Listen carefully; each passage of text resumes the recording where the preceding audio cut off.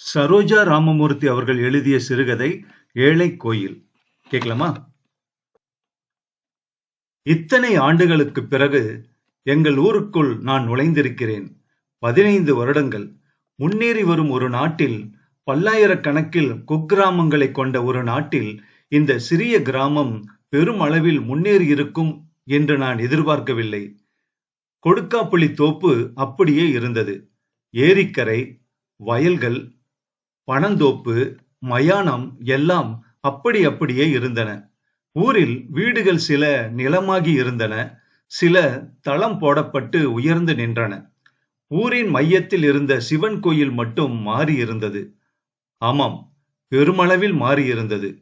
கோபுரங்கள் புதுப்பிக்கப்பட்டு, சுவர்கள் கட்டப்பட்டு, 1-2 புது சன்னதிகள் தோற்றுவிக்கப்பட்டு, அந்த சின்னஞ்சிறிய கோயில் அழகாக கம்பீரமாக நின்றது.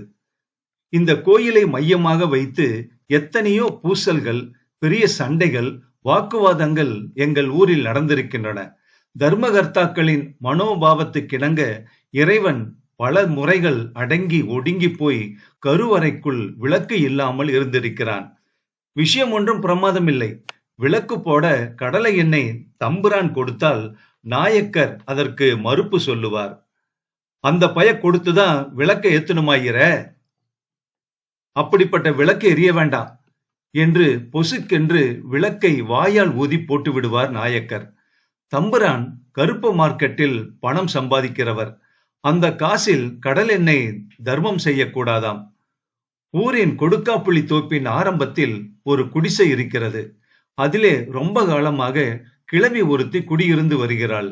அவள் கிழவியாகவே பிறந்திருக்க மாட்டாள், வயசுக்காரியாக இருந்திருப்பாள். அவளே ஒருவனை மயக்கி இருக்கலாம், இல்லை எவனோ ஒருத்தன் அவளை மயக்கி இழுத்து வந்திருக்கலாம்.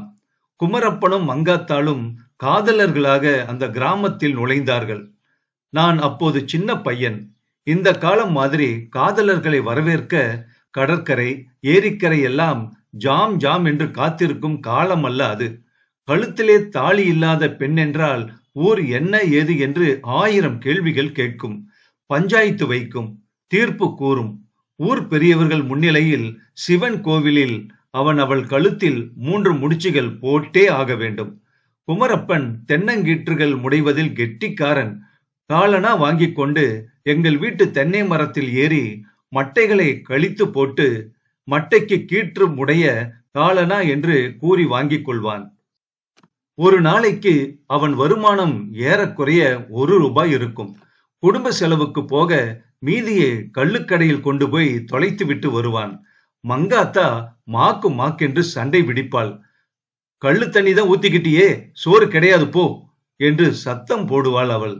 இருவருக்கும் வாய் சண்டை முற்றி கலகலப்பு ஏற்படும். நான் பள்ளிக்கூடம் போகும்போது இந்த சண்டையை வெகுவாக நின்று ரசிப்பேன். பார்ப்பார் பையன் பார்க்கிறான், சும்மா கெட, கண்டத பேசாத என்று கத்துவாள் மங்காத்தா. இப்படியே அவர்கள் காலம் போய்கொண்டிருந்தது. தினம் தவறாமல் சிவன் கோவிலுக்கு வந்து காலனா சூடம் கொளுத்திவிட்டு தரையில் விழுந்து வணங்குவாள் மங்காத்தா. சாமியப்பா, இந்த கள்ளுக்கடைகளை மூடணும் என்று அவள் பிரார்த்திக்கும் போது நாடெங்கிலும் கள்ளுக்கடை மறியல் நடந்து கொண்டிருந்தது. அப்போது நான் நினைப்பேன், சாமியப்பன் தான் காந்தி மகானின் எண்ணத்தில் நின்று செயல்புரிகிறானோ என்று. அந்த மங்காத்தா இப்போது கிழவியாகி கலக்கல் வியாபாரம் செய்து பணத்தில் கொழிக்கிறாளாம். டீக்கடை பாட்சா என்னிடம் பேச்சுவாக்கில் சொன்ன செய்தி இது. அது கொடுத்த பணம் தாங்க கோயில் கட்டி கும்பாபிஷேகம் பண்ண கண்டது. இல்லாட்டி இந்த ஊரு தம்புரானும் நாயக்கரும் கிழிச்சு புட்டாங்களா கிழிச்சு என்றான் பாட்சா. யாராவது கிழிக்க வரலைனாலும் குறுக்க விழுந்து மிதிப்பாங்களே, அவங்களே வாழணும். அவங்க பேருதான் பேப்பர்ல கொட்டை எழுத்துல வரணுங்கிறவங்களாச்சே என்று நான் சொல்லவில்லை. அந்த ஊர் உருப்படாது என்கிற எண்ணத்தில் ஊரை விட்டு போய் 15 வருடங்கள் கழித்து வந்திருப்பவனுக்கு இந்த பொல்லாப்பில் தலையிட வேண்டிய அவசியம் இல்லைதான். தம்புரானும் நாயக்கரும் சும்மா இருந்தாங்களா? சும்மா இல்லாம சும்மா சொல்லு பாச்சா. கோயிலுக்குள்ளார இருக்கிறவன எத்தனை நாளைக்கு தான் இருட்டுல கிடப்பான்? ஊருக்கு லைட் வந்துருச்சு, அவன் கோயில் மட்டும் இருட்டாவே இருக்குமா? பாட்சா டீயை சுழற்றி வேகமாக ஆற்றிக்கொண்டே இருந்தான். என்னத்துக்கப்பா எனக்கு பொல்லாப்பு? நீ மங்காத்தா கிட்டேயே போய் கேட்டுக்க. உன்னை அவளுக்கு நல்லா தெரியுமே என்று கூறிவிட்டு காலி கண்ணாடி டம்ளர்களை பக்கெட்டில் போட்டு கலகலவென்று சத்தத்துடன் கழுவ ஆரம்பித்தான் பாட்சா. அந்த ஊர்க்காரர்களிடம் அவனுக்கு இன்னமும் உதறல் இருந்தது. தம்பிரானுக்கு 4 எண்ணெய் மில்கள் இருந்தன. நாயக்கருக்கு ரைஸ் மில் இருந்தது. 2 பேருக்குமே வயசாகிவிட்டது. அவர்களுடைய பிள்ளைகள் கொழித்துக் கொண்டிருந்தார்கள். ஊரில் எந்த சண்டை நடந்தாலும் அவர்கள் தலையிடுவார்கள். ஆள் வைத்து அடிப்பார்கள். அடிபட்டவர் பேரில் போலீசில் புகார் கொடுப்பார்கள். தகப்பனார்கள் செய்து வந்ததை மகன்கள் சற்று மாறுதல்களுடன் செய்தார்கள்.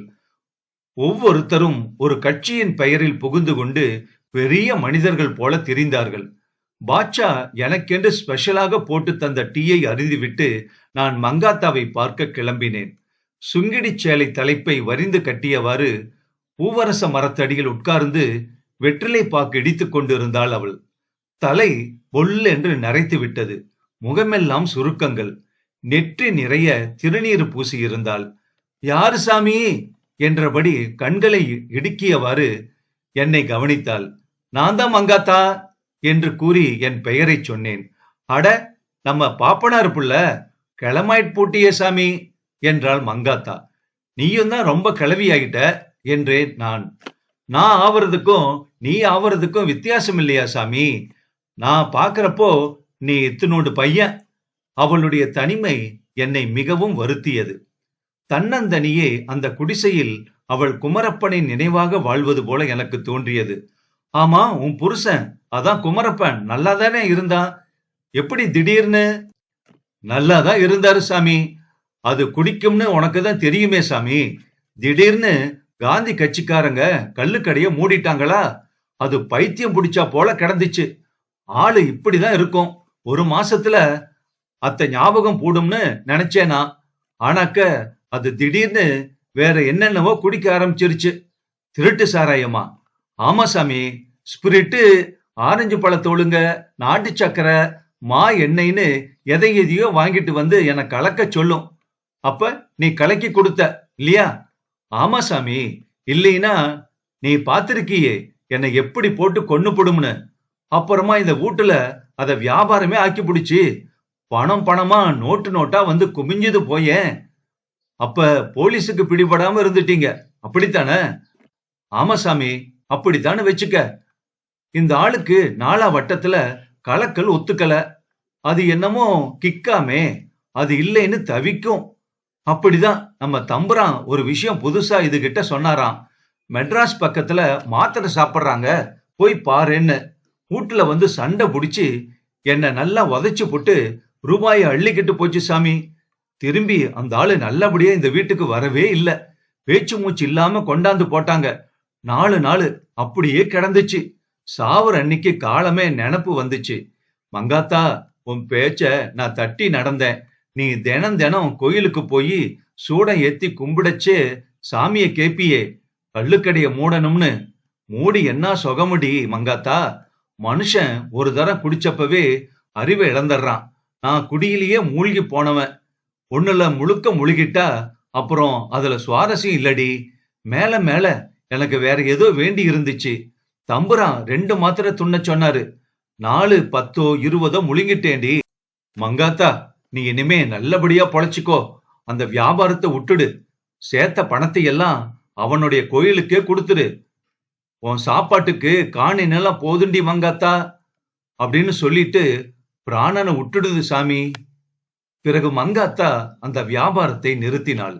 சேர்த்து வைத்திருந்த சில ஆயிரங்களை எடுத்து போய் தம்புரானிடமும் நாயக்கரிடமும் காட்டினாள். ஐயா, கோயில் இடிஞ்சு போயிடும் போல இருக்கு. புதுசு கட்டி அபிஷேகம் பண்ணிடுங்கன்னு கேட்டிருக்கா. அவங்க முகத்தை சுழிச்சிருக்காங்க. சாராயம் வித்த காசுன்னு ஏசி இருக்காங்க. மங்காத்தா படிச்சவில்லதான், ஆனா உலகம் தெரிஞ்சவ. பாவ புண்ணியத்தை பகுத்து அறியற அறிவு படைச்சவ. அவங்கள கேட்டிருக்கா. ஐயா, கடல் எண்ணெயில மட்ட சரக்க கலக்கலாம், விக்கலாம். வர்ற பணத்துல சாமிக்கு அபிஷேகம் பண்ணலாம். கொத்துன நெல்லுல கல்ல மண்ண கலக்கலாம். மூட்டை மூட்டையா கள்ள சந்தைக்கு அனுப்பலாம். திருப்பணி கமிட்டியில பேர முன்னாடி போட்டுக்கலாம். கள்ள சாராயத்துல மாத்திரம் தீட்டு பட்டு போச்சா சாமி என்று கேட்டிருக்கிறாள் மங்காத்தா. இறைவன் மனது வைத்தால் நடவாதது ஏதுமில்லை. எங்கள் ஊர் ஆண்டவன் இருட்டிலே முன்புதான் நடுவிலே இருக்க திருவுளம் கொண்டிருந்தான் பல ஆண்டுகள். கள்ளச்சாராயம் விற்ற காசாக இருந்தாலும் அதை நேர்மையாக ஒத்துக்கொண்டு தனக்கு காணிக்கை என்று உளமார்ந்த அன்புடன் செலுத்த வந்திருக்கும் மங்காத்தாவின் வேண்டுகோளுக்கு செவி சாய்த்து விட்டான் எங்கள் ஊர் இறைவன். கோபுர கலசங்களின் பொன் வர்ணத்தில் காலை வெயில் பட்டு மின்னியது. அவற்றுக்கு பொன் வேயவில்லை. அது ஒரு ஏழை கோயில்.